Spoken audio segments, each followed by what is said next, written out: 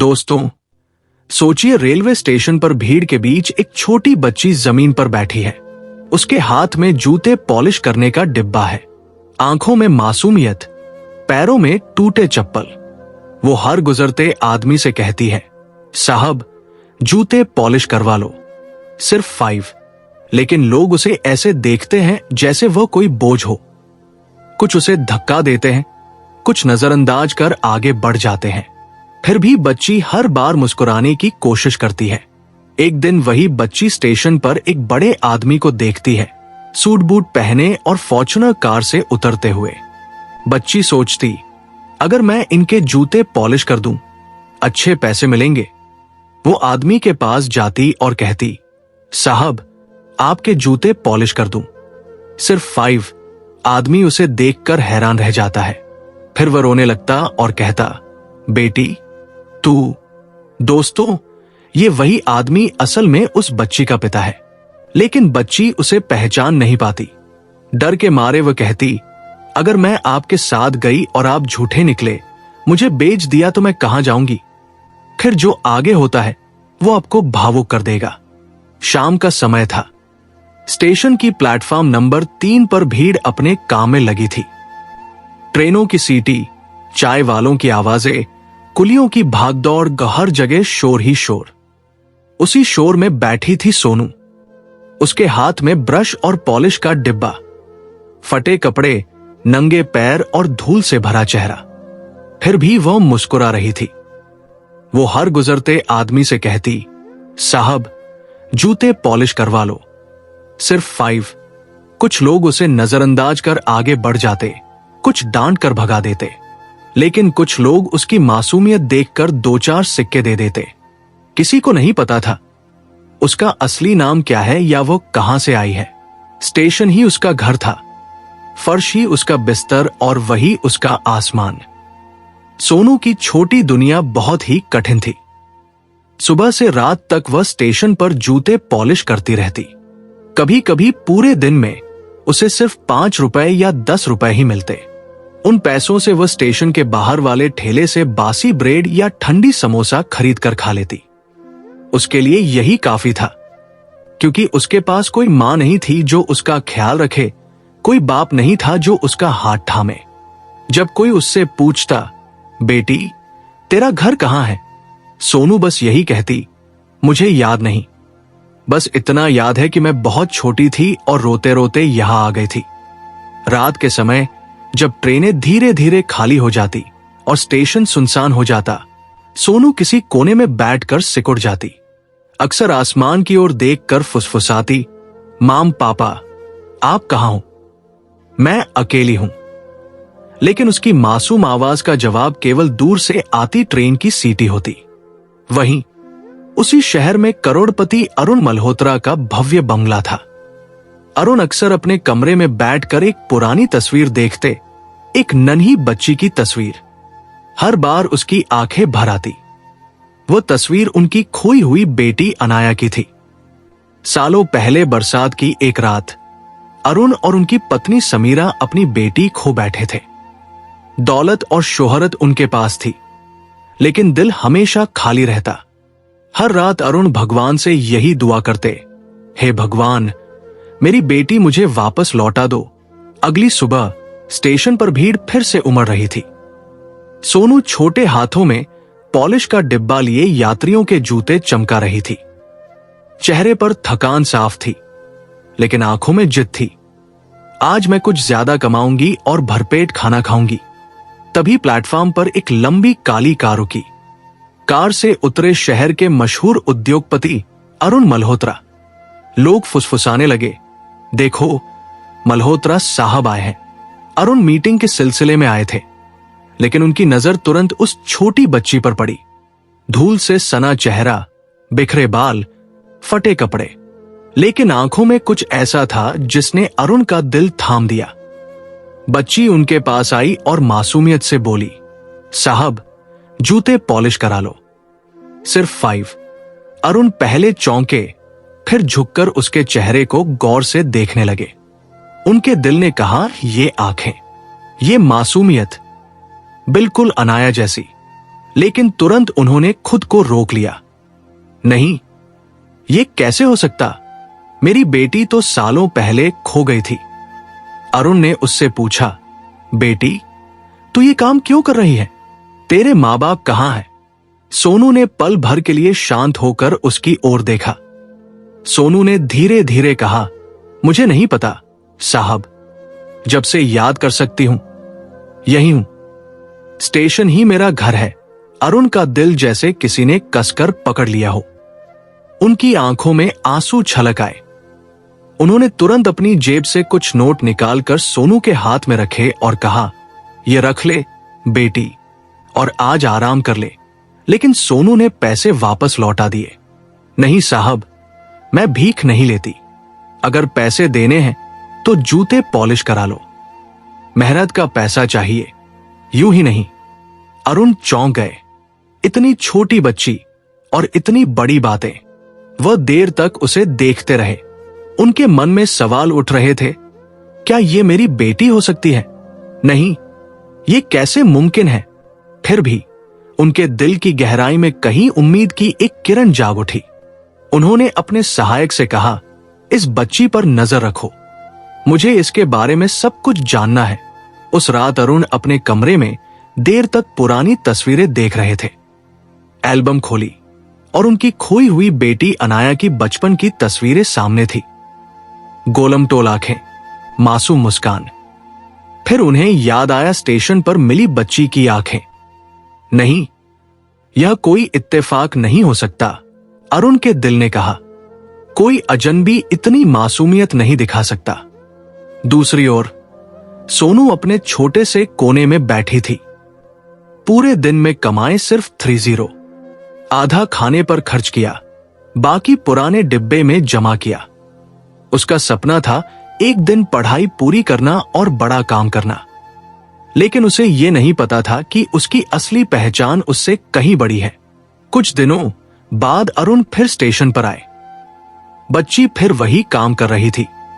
लोगों के जूते चमका रही थी।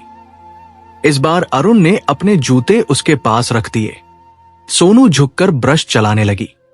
अरुण हर बार उसे देखते जब सोनू झुकती, उसके बाल चेहरे पर गिरते। ये नजारा अरुण के दिल को चीर देता। उन्होंने धीरे से पूछा, बेटी, तेरा नाम क्या है? सोनू मुस्कुराई और बोली, सोनू। अरुण ठिठक गए। सोनू, अनाया को भी हम प्यार से यही बुलाते थे। उनकी आंखें भर आई, दिल की धड़कन तेज हो गई। कांपते होठों से उन्होंने पूछा, बेटी, तुम्हारा नाम सोनू कैसे रखा गया?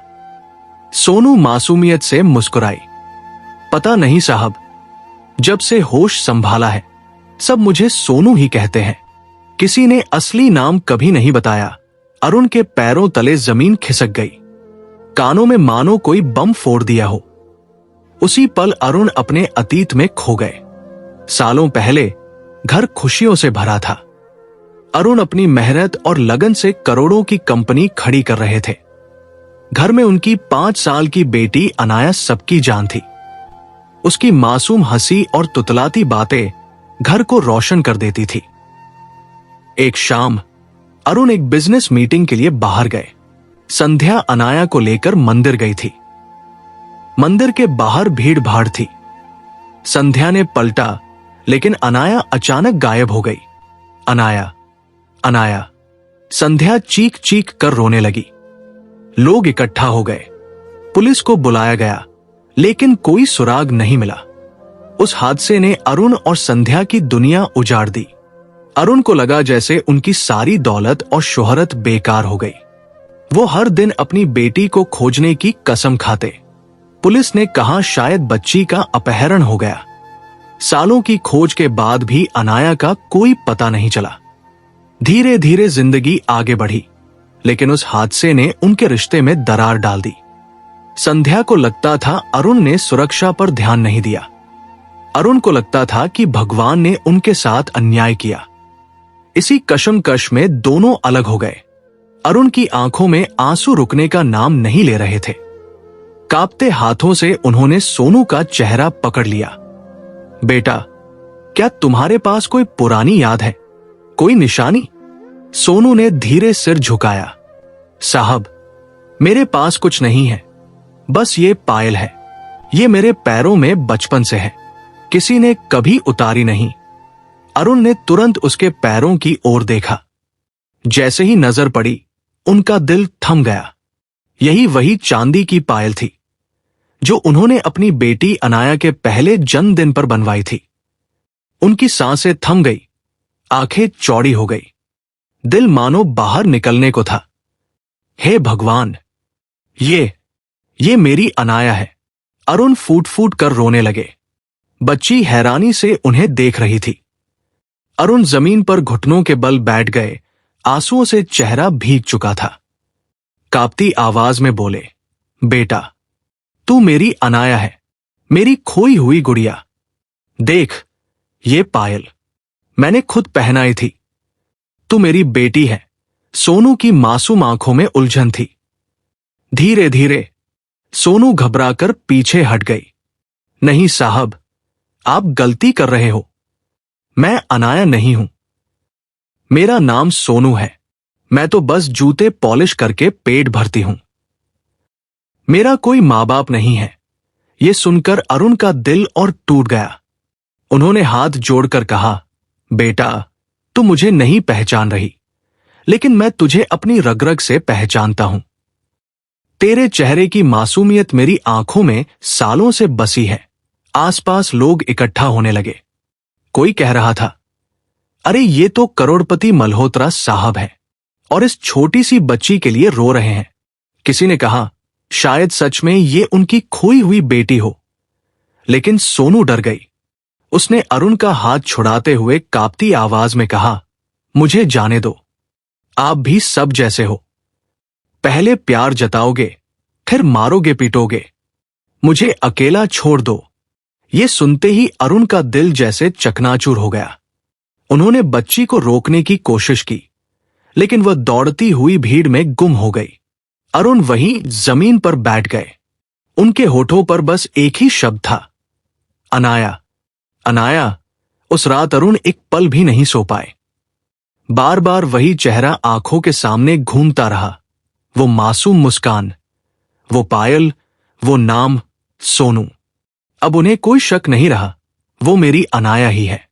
चाहे दुनिया कुछ भी कहे, मैं उसे घर लेकर जाऊंगा। सुबह होते ही अरुण फिर से स्टेशन पहुंचे। रात भर की बेचैनी उनके चेहरे पर साफ झलक रही थी, लेकिन दिल में एक अजीब सा साहस था। उन्होंने चारों तरफ नजर दौड़ाई। कहां गई वो? कहीं ये सपना तो नहीं था? कुछ देर बाद उन्होंने देखा, वही बच्ची एक कोने में बैठी थी। फटे कपड़े, धूल से भरा चेहरा और हाथ में फिर वही ब्रश। अरुण की आंखों में चमक आ गई। वो दौड़कर उसके पास पहुंचे। अनाया, बेटा। सोनू ने झटके से सिर उठाया। चेहरा गुस्से और डर से भरा था। फिर आप आ गए? क्यों पीछा करते हो मेरा? मैंने कहा ना, मैं आपकी बेटी नहीं हूं।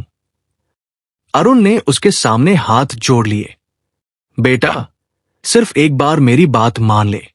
अगर तू मेरी अनाया नहीं निकली, तो मैं कसम खाता हूं कि तुझे दोबारा कभी परेशान नहीं करूंगा। बस मुझे सच जानने दे। सोनू चुप हो गई। उसकी आंखों में गहरी थकान और बेबसी थी। सच? कौन सा सच?